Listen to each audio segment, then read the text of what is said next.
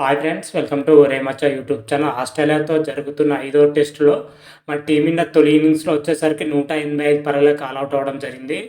Australia బౌలర్ల దెబ్బకు team India అయితే పేక మెడల్ అయితే పడిపోయిందని కూడా చెప్పుకోవచ్చు. అసలు టీమిండియా బ్యాటర్లు ఎవరెవరు రాణించారు, అదేవిధంగా ఆస్ట్రేలియా బౌలర్లు ఎవరెవరు రాణించారు అనే వాటి గురించి పూర్తి డీటెయిల్స్ తెలుసుకునే ముందు మా ఛానల్ అయితే సబ్స్క్రైబ్ చేసుకోండి. పక్కన ఉన్న బెల్ ఐకాన్ మాత్రమైతే క్లిక్ చేసి పెట్టుకోండి. ఫర్దర్గా మీ వీడియోలు అప్లోడ్ చేసినా మీకు నోటిఫికేషన్ వస్తుంది. బోర్డర్ గవాస్కర్ ట్రోఫీలో ఆస్ట్రేలియాతో ఇప్పటికీ మన టీమిండియా 5 మ్యాచ్ల టెస్ట్ సిరీస్లో భాగంగా 4 టెస్టులు అయితే కంప్లీట్ కావడం జరిగినాయి. ఈ 4 టెస్టులో చూసుకుంటే ఆస్ట్రేలియా 2 మ్యాచ్లు గెలవడం జరిగింది, టీమిండియా 1 మ్యాచ్ గెలవడం జరిగింది. 1 మ్యాచ్ అయితే డ్రాగా అయితే ముగిసిందని చెప్పుకోవచ్చు. ఈ రోజు నుంచి సిడ్నీ వేదిక అయితే చివరి టెస్ట్ అయితే ప్రారంభమైంది. మొదటగా టాస్ గెలిచిన టీమిండియా మాత్రం అయితే బ్యాటింగ్ ఎంచుకోవడం జరిగింది. టీమిండియా ఎప్పటి నుంచి బ్యాటింగ్ ఎంచుకుందో అప్పటి నుంచి టీమిండియా పతనం అయితే కొనసాగుతుందని చెప్పుకోవచ్చు.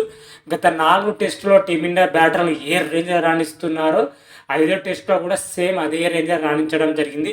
పిచ్ మారినా కానీ ప్లేయర్లు మారినా కానీ ఎటువంటి మార్పు లేదని కూడా చెప్పుకోవచ్చు.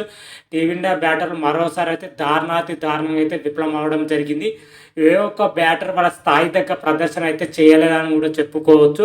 ముఖ్యంగా టీమిండియా టాప్ ఆర్డర్ బ్యాట్స్మెన్స్ అయినా, మిడిల్ ఆర్డర్ బ్యాట్స్మెన్స్ అయినా, లోయర్ ఆర్డర్ బ్యాట్స్మెన్స్ అయినా ఎవ్వరు కూడా వాళ్ళ స్థాయి తగ్గ ప్రదర్శన అయితే చేయలేకపోతున్నారు.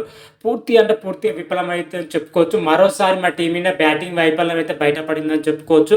మ్యాచ్లో వచ్చేసరికి రోహిత్ శర్మను పక్కన పెట్టి శుభ్మన్ గిల్ తీసుకురావడం జరిగింది. శుభ్మన్ గిల్ కూడా వాళ్ళ స్థాయి తగ్గ ప్రదర్శన అయితే చేయలేదు, కాకపోతే ఒక మాదిరిగా అయితే రాణించడం జరిగింది.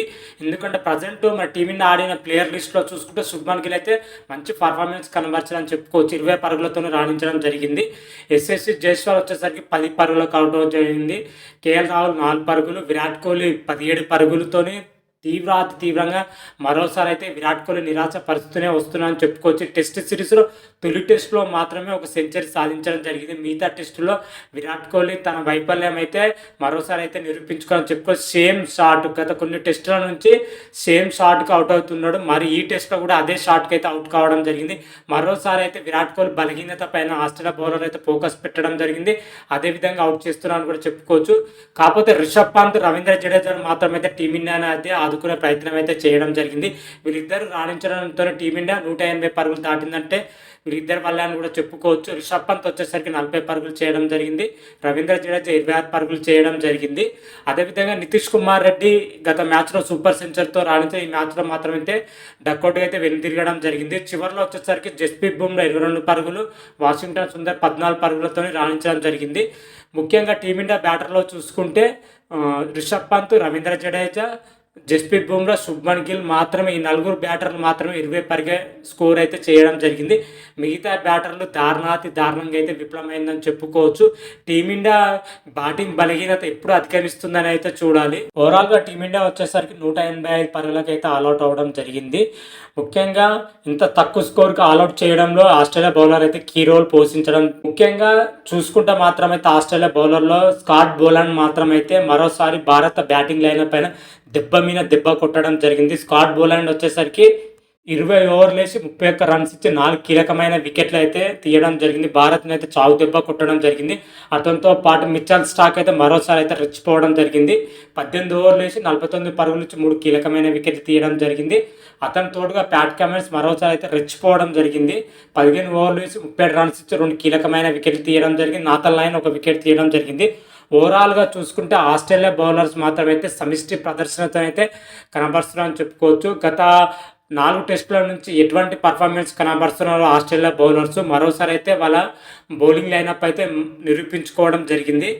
ఏ బౌలర్ కూడా వాళ్ళ స్థాయి తగ్గ ప్రదర్శన అయితే కనబరచారని చెప్పుకోవచ్చు. ముఖ్యంగా Scott Boland, Mitchell Starc, Pat Cummins అయితే వరుస మ్యాచ్లో అద్భుతమైన ప్రదర్శన అయితే చేస్తున్నారని చెప్పుకోవచ్చు. వీళ్ళు 3 బౌలర్స్ మాత్రం అయితే మరోసారి వీళ్ళు రాణించడం జరిగింది. అందుకే టీమిండియా కేవలం 185 పరుగులకే ఆల్అవుట్ అవడం చెప్పుకోవచ్చు. ఓవరాల్గా చూసుకుంటే మన ఆస్ట్రేలియా బౌలర్స్ అయితే మంచి ప్రదర్శన అయితే కనబరచడం జరిగింది. అనంతరం సెకండ్ ఇన్నింగ్స్ స్టార్ట్ చేసిన ఆస్ట్రేలియా వచ్చేసరికి ప్రజెంట్ మాత్రం అయితే 9 పరుగులు చేయడం జరిగింది ఒక వికెట్ నష్టానికి. ఉస్మాన్ ఖవాజా వచ్చేసరికి 2 పరుగులకి అవుట్ అవ్వడం జరిగింది. జస్ప్రీత్ బుమ్రా ఈ వికెట్ అయితే తీయడం జరిగింది. మరి చూద్దాం, ఈ రోజు మాత్రం అయితే మ్యాచ్ ఇంతే అని కూడా చెప్పుకోవచ్చు. మరి రేపు ఆస్ట్రేలియా బ్యాటర్లు ఎంత మేరకు రాణిస్తారని అయితే ఇంట్రెస్టింగ్ కరంగా అయితే ఉంది. మన భారత బౌలర్ కొత్త బాల్తోనైతే ఆస్ట్రేలియా బ్యాటర్ రాణించకుండా అయితే చూడాలి. మరి ఇంత మేరకు రేపు టీమిండియా బౌలర్ సక్సెస్ అయితే టీమిండియాకి అంత లీడ్ దక్కే అవకాశం అయితే కనిపిస్తుంది.